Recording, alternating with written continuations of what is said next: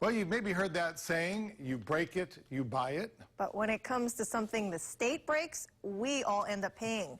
We found out in the last fiscal year the state paid nearly $200,000 to settle more than 500 claims for damages caused by state property or state workers, as well as pay for items that went missing at state facilities. Potholes made up a big chunk of the claims, but there's another hazard out there on our state highways and byways that's also costing a good-sized amount of your money.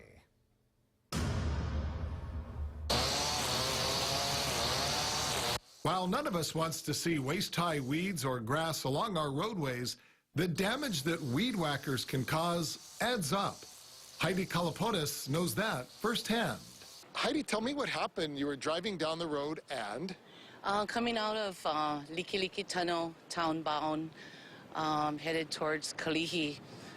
I saw a bunch of people weed-eating right outside the tunnel, and a bunch of rocks hit my car from the weed eater. Heidi says she immediately drove to the Kalihi police station to report the damage.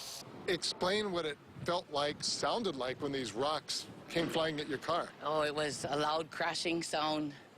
Yeah, it was quite startling. Show me where the damage was. Yeah, so the rock had come up, had ricocheted on the hood scoop here and hit the windshield. But there were a lot of nicks and dings, but the one on the hood scoop being at the worst. Heidi filed a claim with her insurance company, paying the deductible up front. She says she was eventually reimbursed by the state. It took a while. It actually took about 4 months before I finally got my check. But that was after calling them about 3 or 4 times to kind of remind them about it. Damage to Heidi's car cost taxpayers $2,405. And it was just one of 24 separate incidents involving damage from weed whackers that wound up costing state taxpayers nearly $22,000 in the last fiscal year. Damage from potholes was even more costly, nearly $24,000 to settle some 45 separate claims, most of them ranging from $300 to $500, but the highest being a payout of just under $3,900, all because of a pothole. And I noticed most of the damage came from the Likelike and Pali highways as well as the H1. A spokesman for the Department of Transportation told me they are in the process of repaving the Likelike highway, and the Pali is next, although they haven't set a timetable for the work to begin there.